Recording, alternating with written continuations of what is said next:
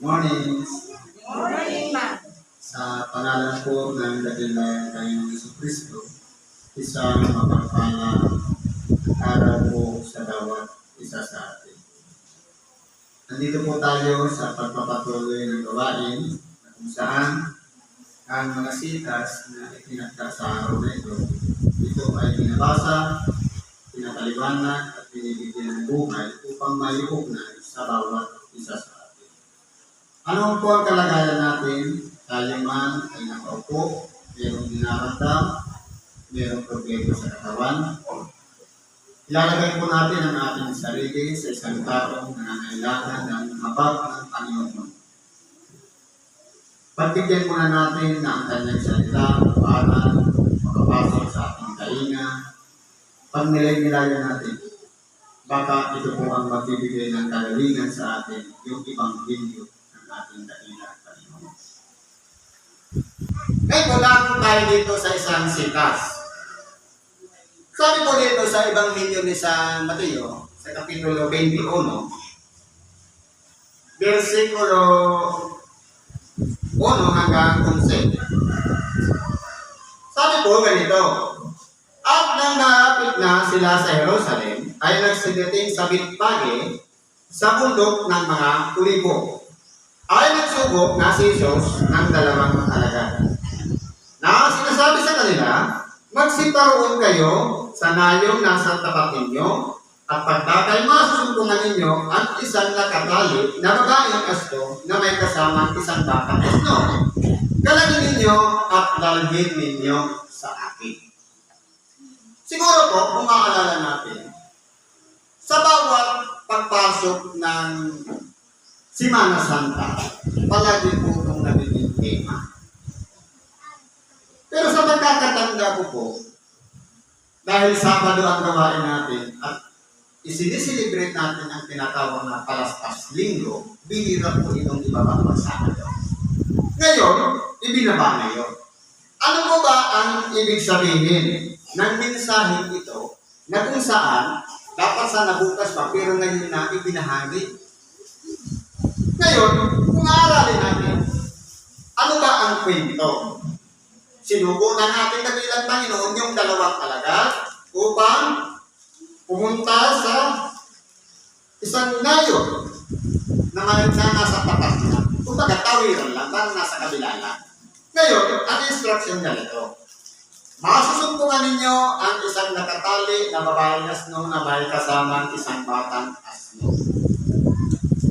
Ano po ba ang pinaka-purpose ng ating dakilang Panginoon? Na bagamat hindi pa napupuntahan ng mga alagad na mayroon nga doon isang babaeng asno at mayroon pang isang kasamang batang asno, pero alam na ng ating dakilang Panginoon. Kaya nangyari, nung sinunod ng dalawang alagad, yun nga ang kanilang nakita. Ngayon, kung tatanungin po natin, sa panahon na malapit ng mahal na araw, hindi ba tayo ay nag-aayuno? Para saan yung ayunong ginagawa natin? Ang ayunong ginagawa natin, ito ay pagdidilay-dilay natin sa ating mga sarili na tayo ba ay karapat-dapat na matutulad sa isang asno o isang batang asno na walang iba, sasakyan tayo ng kapangyarihan ng Diyos para isilibrate lang yung kanyang katubusan sa sangkatauhan. Tayo ba, kapag pumasok na ba ang Kwaresma o Holy Week, kalag na ba tayo doon sa mga kapighatian? Kalag na ba tayo doon sa mga kaingitan? Kalag na ba tayo doon sa kabigatan sa ating kapwa na hindi pa natin napapatawad? At kalag na po ba tayo na kung saan meron tayong sananang loob sa ating kapwa? Ngayon, makakasakay ba ang Panginoon sa bawat isa sa atin?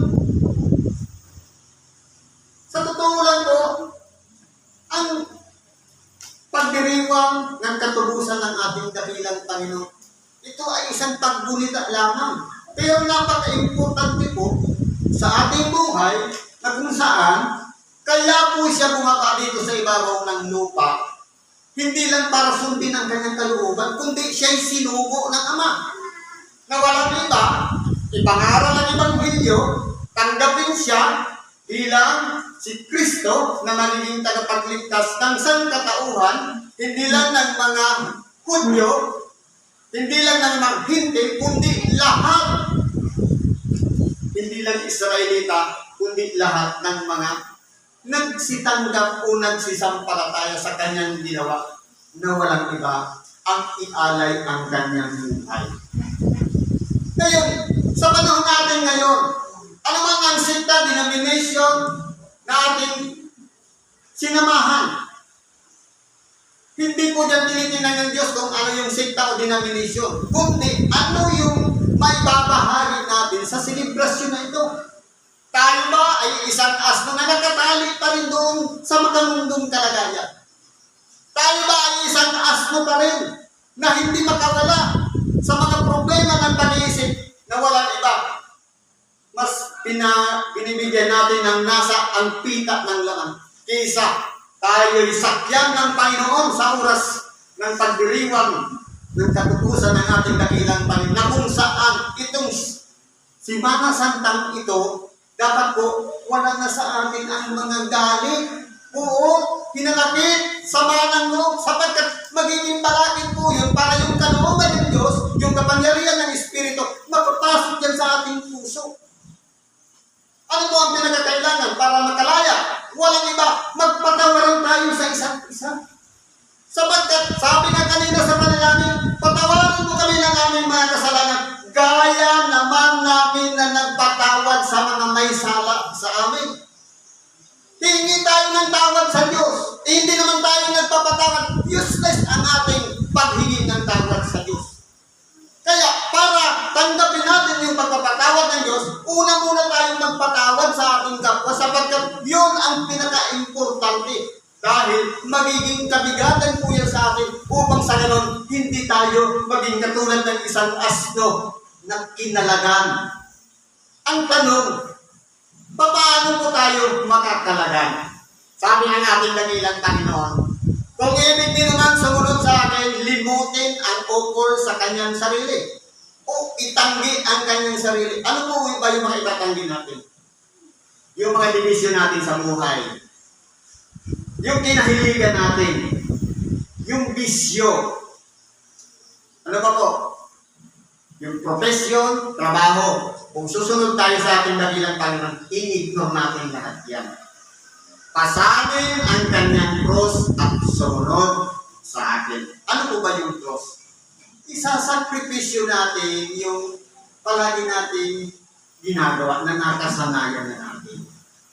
Halimbawa, sanay na sanay tayo sa paninirang puri sa ating Baba. Tantanan na natin yun. Tinakailangan ang gawin na natin ngayon, itanggi na natin yun, at pagsikapan natin sa ating sarili na walang iba, maging bago tayong nilalang sa harapan ni Kristo. Itong asno, kung titingnan natin, ginagamit lang ito sa pagbabiyahe. Pero kung titingnan, ilalagay natin ang ating sarili sa isang asno, nakalag na. At ngayon, yung dalawang sinugo, ito po ang magkakalag sa atin. Walang iba. Itong Ebanghelyo ang magkakalag sa atin. Na dapat bitawan na natin yung mga sama ng loob sa ating kapwa. Yung mga hinanakit sa ating kapwa. Bakit po? Baka dahil lang sa hinanakit sama ng loob at galit po, kaya pa may karamdaman. Dahil nakasilid na dyan ang masamang espiritu na walang iba. Ito ang naging daan para magkaroon tayo ng karamdaman.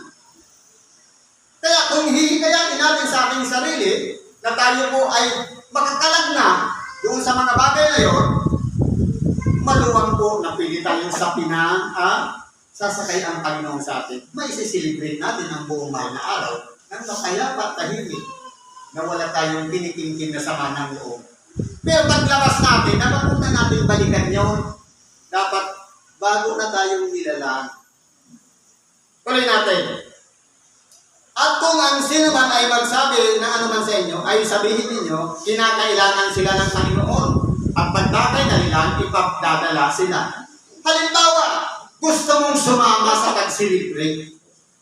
May nagsita, bakit ka naman sasama dyan? Sasabihin, kailangan ako ng Panginoon. Kaya ako sasama. Kaya ako magsiselebrate ng kanyang pagtubos. Magkaroon man lang ako ng bahagi doon sa kanyang sakripisyong dinanas. Na kung siya, pagkatapos sa paluin, doon sa isang haliging bato ng mga bakal at nagkawarak-warak ang kanyang likuran, at pagkatapos yun, dinuraan pa siya, tinuya, inalipos na kung ano-ano pa sinipa.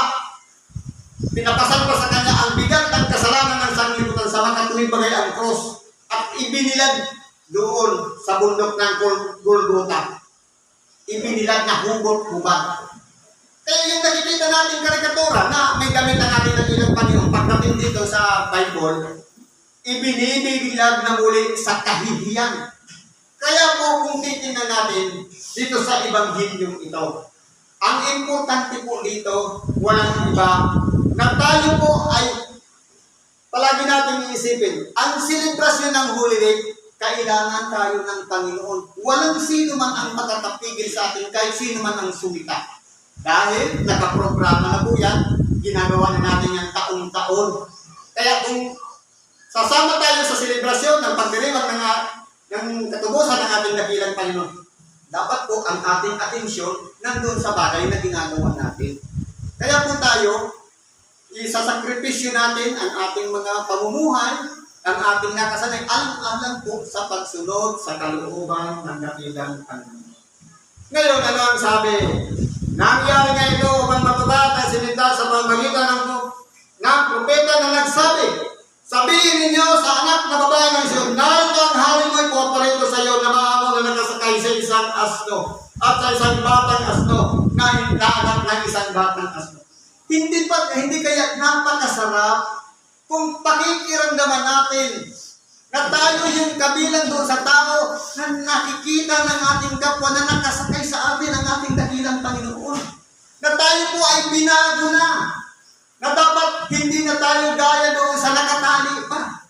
Kundi malaya na nating nagagawa ang pagsunod sa kalooban ng Diyos na walang iba. Sinusunod natin ang kanyang kalooban.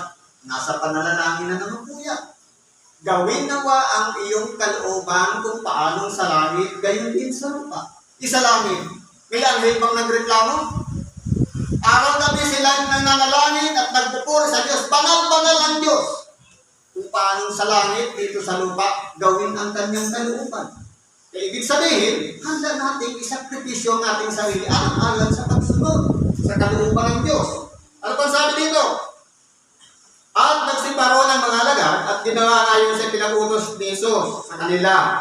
At kanilang dinala ang babaeng asno at ang batang asno na inilagay nila sa ibabaw ng mga ito ang kanilang mga damit at dito siya sumakay. Ngayon, kung nagawa na natin yung pagkakalag, magiging karapat-dapat na tayong sakyan ng ating dahilan.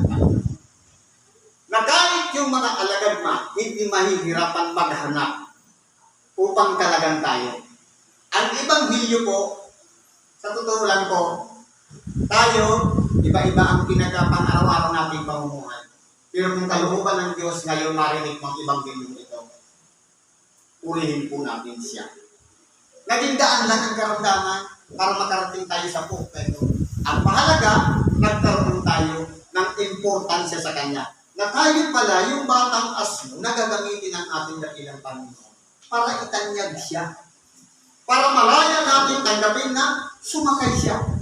Yung walang iba, nasusunod na natin ang kalooban ng Diyos sa pamamagitan na pasan-pasan natin si Kristo na nandiyan na binabago na po ang ating pagkatao. Ano pa sabi dito? At inilatag sa daan ng karamihan kanilang mga damit, ang nagbayad nagsiputol ng sanga ng mga punong kahoy at inilatag sa daan. At ang mga karamihan na nasa unahan niya ay nagsusunod, nagsigaw at nagsasabi, kung sana nagtilabid, mapalad na pumaparito sa pangalan ng Panginoon. Kung sana sa itasan at nang pumasok si Jesus sa nagkagulong buong bayan, na nagsasabi, sino kaya ito? At sinabi ng karamihan, ito'y ang propeta Jesus na taga Nazaret ng Galilea. Kaya kung hindi tingnan po natin dito, tuwing Domingo de Ramos, ang simbolo na ating dala-dala, mga palma, mga uliba. Hindi po yan ang importante. Hindi po importante yung mga nilalagay natin sa daraanan ng tupa o ng asno. Kundi yung kalagayan mismo ng asno, yun ang pinaka-importante. Tayo po yung asno na yun. Tayo po ay dapat umikilos, nakasakay ang ating dakilang Panginoon na wala ng tali. Tayo po yung mga tao na dapat pinatawad na ng Diyos. Tayo yung po yung mga tao na dapat pinagaling na ng Diyos. Sa makatuwid, kung malaya tayo, walang nakakalit sa atin, masusunod na natin ang kalooban ng Diyos. Naiiwanan na natin yung mga nakasanayan natin. Na ugali na walang iba, ito po ang magpapahamak din sa atin at magdadala pa sa atin upang patuloy tayong magkasala. At baka pagdating ng panahon sa pagbabalik ng ating dakilang Panginoon, nakalimutan natin magsisi pag dumating na yung kapanahunan ng ating kamatayan dahil sa kapalisahan, dahil sa mga dinaranas natin. Ang mangyayari po niyan, saan papunta ang ating kaluluwa? Kaya mapalad yung tao na walang iba nakapagsisi sa Diyos pagdating doon sa huling hininga ng kanyang buhay. Yun po yung importante. Hindi po natin alam ang bukas. May namamatay lang dahil sa pagtulog. Kaya palagi po tayo humingi ng tawad sa Diyos upang malinis tayo. Ibig sabihin, prepare tayo. Anumang oras tayo mamatay, handa tayo doon sa pagpapatawad na ibinigay ng Diyos na walang iba, ang extension ng ating buhay, walang iba, buhay na walang hanggan sa piling ng Diyos. Kaya po, anumang kabigatan sa ating sarili, dito man, likha nito, yung pride, kataasan man, ibaba po natin yan. Kaya si Kristo, hindi po siya nagpataas sa kanyang sarili. Hindi na ba niya po ng gusto? Ang pinakahuli niyang ginawa, hinugasan yung paa ng mga alagad niya. Paglilingkod pa rin. Kaya, gawin natin, patayan ang ginawa ng ating dakilang Panginoon. At magbubuhay po tayo.